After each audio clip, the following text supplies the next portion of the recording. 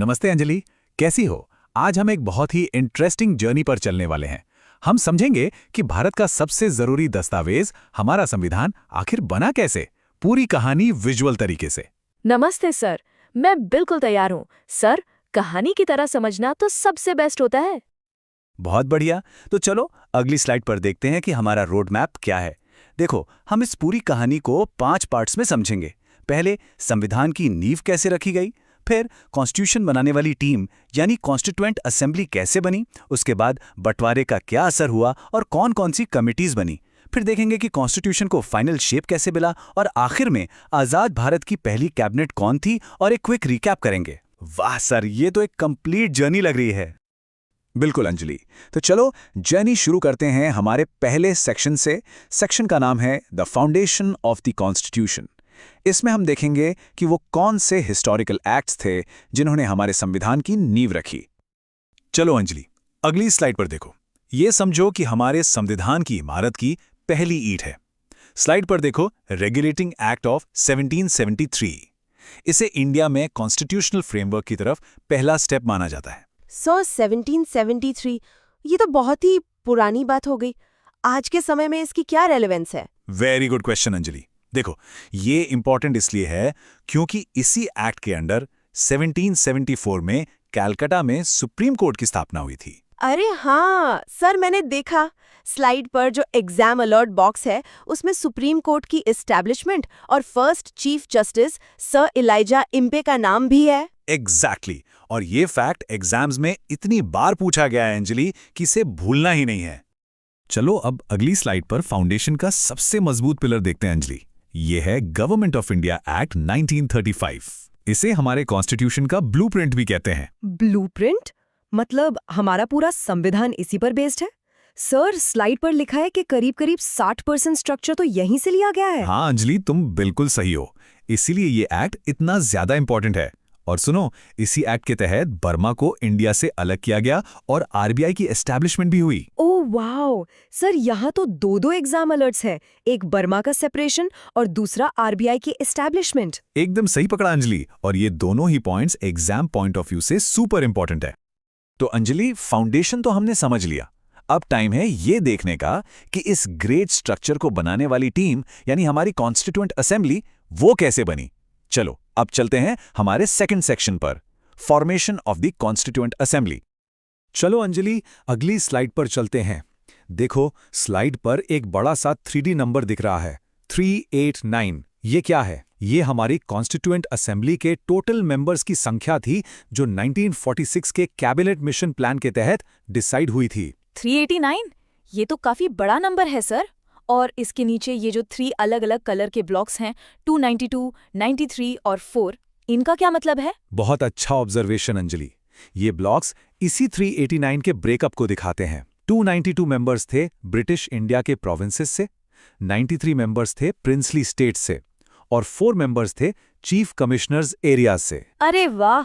Sir, ये number 389 और इसका ये पूरा ब्रेकडाउन, इस पर तो एग्जाम अलर्ट का टैग लगा है। बिल्कुल, ये टोटल नंबर और इसका डिवीजन, ये दोनों ही एग्जाम्स के फेवरेट क्वेश्चंस में से एक हैं।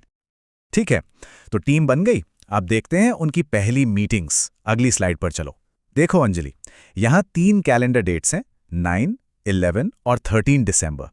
ये हमें कॉन्स्टिट्यूएंट असेंबली की पहली 3 सुपर इंपॉर्टेंट मीटिंग्स के बारे में बताती हैं। जी सर, 9 दिसंबर को पहली मीटिंग, 11 को दूसरी और 13 को तीसरी।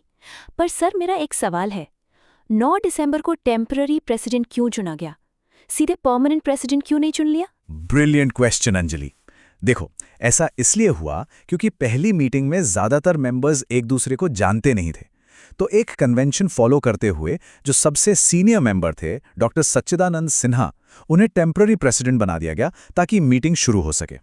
फिर ठीक 2 दिन बाद 11 दिसंबर को सबने मिलकर डॉक्टर राजेंद्र प्रसाद को परमानेंट प्रेसिडेंट चुन लिया, और 13 दिसंबर को जवाहरलाल नेहरू ने ऑब्जेक्टिव रेजोल्यूशन पेश किया जो आगे चलकर हमारे कॉन्स्टिट्यूशन के प्रीएम्बल का बेस बना। अब समझ आया सर, और यहाँ तो तीनों डेट्स पे एग्जाम अलर्ट है। हाँ अंजलि, ये एक डेफिनेट एग्जाम क्वेश्चन है। डेट्स, प्रेसिडेंट्स के नाम और ऑब्जेक्टिव रेजोल्यूशन, सब कुछ एक्सट्रीमली इंपॉर्टेंट है। अब इस कहानी में एक बहुत बड़ा टर्निंग पॉइंट आता है अंजलि, देश का बंटवारा। चलो अगले सेक्शन पर चलते हैं और देखते हैं कि पार्टीशन ने और स्पेशल टीम्स ने इस प्रोसेस को कैसे शेप किया। राजीव सर, अगली स्लाइड पर देखो अंजलि, पार्टीशन का असर साफ दिख रहा है।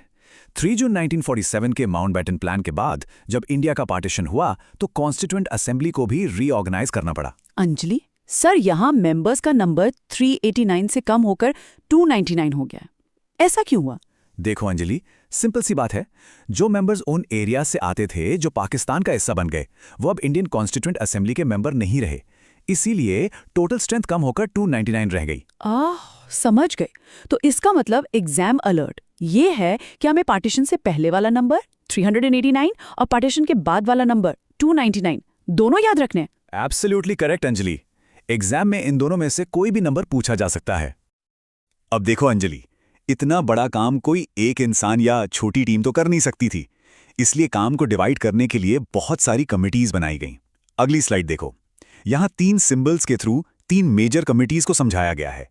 देखो, पहला है एक पिलर जो यूनियन यानी सेंटर की पावर को रिप्रेजेंट करता है। इस यूनियन पावर्स कमिटी के चेयरमैन थे पंडित नेहरू। दूसरा है इंडिया का मैप जो प्रोविंसेस को जोड़ रहा है। ये प्रोविंशियल कॉन्स्टिट्यूशन कमिटी का सिंबल है और इसे हेड कर रहे थे सरदार पटेल। और तीसरा है शिप का स्टीयरिंग व्हील जो स्टीयरिंग कमिटी को दिखाता है, जिसके चेयरमैन थे डॉक्टर राजेंद्र प्रसाद। अंजलि सर, ये विजुअल्स तो बहुत ही हेल्पफुल हैं। इससे याद रखना आसान हो गया। और यहाँ तो सुपर एग्जाम अलर्ट लिखा है। ये तो मैच द फॉलोइंग क्वेश्चंस के लिए परफेक्ट है। तुमने बिल्कुल सही पहचाना अंजलि, ये एक वेरी वेरी इंपॉर्टेंट स्लाइड है। और अब आती है ऑल कमिटीज की सबसे इंपॉर्टेंट कमेटी। अंजलि, अगली स्लाइड पर देखो, ये थी ड्राफ्टिंग कमेटी।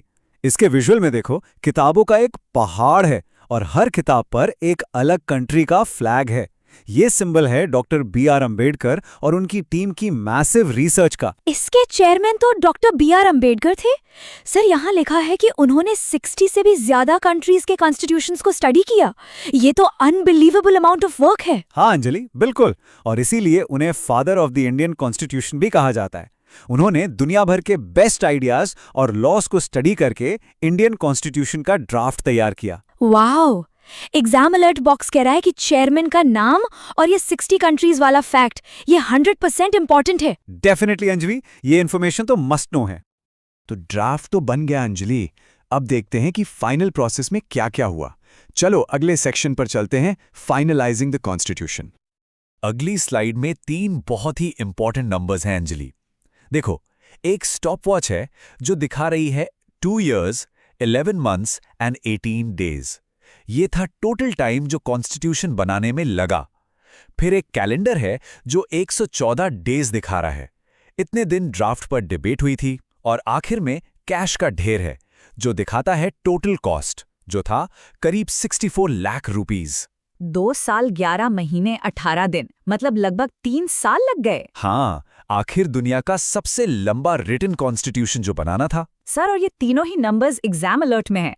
टाइम, डिबेट के days and cost. Yes Anjali, ये तीनों ही एग्जाम्स के फेवरेट क्वेश्चंस हैं। इनको अच्छे से याद रखना। अब अगली स्लाइड पर एक बहुत ही कॉमन कंफ्यूजन को क्लियर करते हैं अंजलि। देखो, 26 नवंबर 1949 वो डेट है जब कॉन्स्टिट्यूशन को अडॉप्ट किया गया था। इसे हम अब कॉन्स्टिट्यूशन डे के रूप में मनाते हैं। और 26 जनवरी 1950 वो डेट है जब कॉन्स्टिट्यूशन को इंप्लीमेंट किया गया, जिसे हम रिपब्लिक डे कहते हैं। सर, एक मिनट, अगर कॉन्स्टिट्यूशन 26 नवंबर को ही रेडी हो गया था तो उसे लागू करने के लिए 2 महीने वेट क्यों किया गया? बहुत ही लॉजिकल सवाल है अंजलि। इसके पीछे एक हिस्टोरिकल रीजन है। 26 जनवरी 1930 को कांग्रेस ने रवि नदी के किनारे पूर्णा स्वराज डे मनाया था, तो उसी हिस्टोरिक डे को ऑनर करने के लिए 26 जनवरी की डेट को चुना गया। अच्छा, अब क्लियर हुआ। सर, इस पर तो मेगा एग्जाम अलर्ट लिखा है। ये कंफ्यूजन तो सच में बहुत लोगों को होता है। बिल्कुल अंजलि, इसीलिए इन दोनों डेट्स का डिफरेंस और 26 जनवरी को चुनने का रीजन ये याद रखना सुपर इंपॉर्टेंट है। चलो अब अगली स्लाइड पर देखते हैं कि ओरिजिनल कॉन्स्टिट्यूशन का स्ट्रक्चर कैसा था अंजलि। देखो, जब संविधान बना तो उसमें 22 पार्ट्स, 395 आर्टिकल्स और 8 शेड्यूल्स थे। सर, यहाँ लिखा है कि शेड्यूल्स ओरिजिनली 8 थे, बट नाउ देयर आर 12। ये 4 कैसे ऐड हुए? Good question. देखो, टाइम के साथ जब भी जरूरत पड़ी, पार्लियामेंट ने कॉन्स्टिट्यूशन में अमेंडमेंट करके नए शेड्यूल्स ऐड किए, जैसे लैंड रिफॉर्म्स के लिए, एंटी डिफेक्शन लॉ के लिए और पंचायती राज के लिए। Got it. तो एग्जाम अलर्ट ये है कि हमें ओरिजिनल नंबर्स 22, 395, 8 और शेड्यूल्स का करंट नंबर 12 दोनों याद रखने हैं। एग्जैक्टली अंजलि, दोनों पर ही क्वेश्चन बनते हैं। कॉन्स्टिट्यूशन के साथ साथ हमारे नेशनल सिंबल्स को भी अडॉप्ट किया गया। अगली स्लाइड पर टाइमलाइन देखो अंजलि।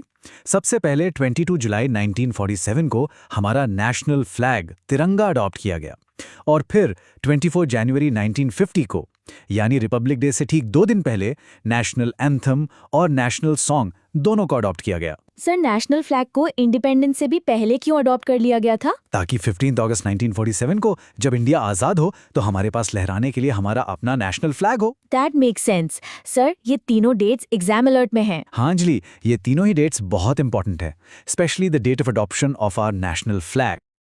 और अब हम आ गए हैं अपनी डिस्कशन के लास्ट सेक्शन पर अंजलि। इसमें हम इंडिपेंडेंट इंडिया की पहली कैबिनेट के बारे में जानेंगे और अभी तक जो भी हमने सीखा है उसका एक क्विक रीकैप करेंगे। चलो अंजलि, अगली स्लाइड पर देखते हैं आज़ाद भारत के पहले लीडर्स को। सबसे पहले प्राइम मिनिस्टर जवाहरलाल नेहरू, फिर home and information minister Sardar Vallabh भाई पटेल। सर तीसरे हैं एजुकेशन मिनिस्टर मौलाना अबुल कलाम आज़ाद और चौथे railway minister doctor John Mathai. Sir मौलाना आज़ाद को ही एजुकेशन मिनिस्टर क्यों बनाया गया? अंजलि, क्योंकि वो एजुकेशन और नेशनल यूनिटी के एक बहुत बड़े सपोर्टर थे और एक ग्रेट स्कॉलर भी थे। समझ गई सर, ये पूरी कैबिनेट लिस्ट ही एक तरह से एग्जाम अलर्ट है। बिल्कुल। चलो कैबिनेट के कुछ और इंपॉर्टेंट मेंबर्स को अगली स्लाइड पर देखते हैं।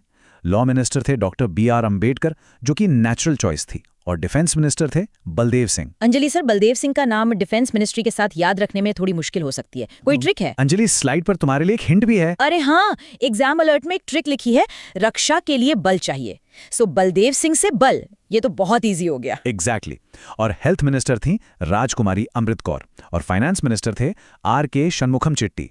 ये पूरी लिस्ट एग्जाम के लिए बहुत जरूरी है। चलो अंजलि, अब सबसे इंपॉर्टेंट पार्ट, एक क्विक रिकैप। अगली स्लाइड तुम्हारी फाइनल चेकलिस्ट है। इसमें सारी इंपॉर्टेंट डेट्स एक ही जगह पर हैं।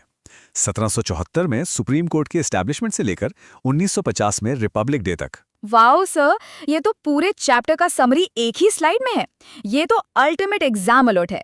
एग्जाम से पहले बस इसे ही रिवाइज करना है। बिल्कुल अंजलि, इसका एक स्क्रीनशॉट ले लो, तुम्हारे फाइनल रिवीजन के लिए ये परफेक्ट है। तो अंजलि, हमारी ये विजुअल जर्नी यहीं खत्म होती है, लेकिन जाते जाते एक सवाल है जिस पर हम सबको सोचना चाहिए। 75 साल से भी ज्यादा हो गए हैं कॉन्स्टिट्यूशन मेकिंग प्रोसेस के, किस पार्ट का आज के इंडिया पर सबसे लास्टिंग इम्पैक्ट पड़ा है? क्या वो 60 देशों के कॉन्स्टिट्यूशन की स्टडी थी, या ऑब्जेक्टिव रेजोल्यूशन में दिए गए वैल्यूज, या कुछ और? ये सोचने वाली बात है।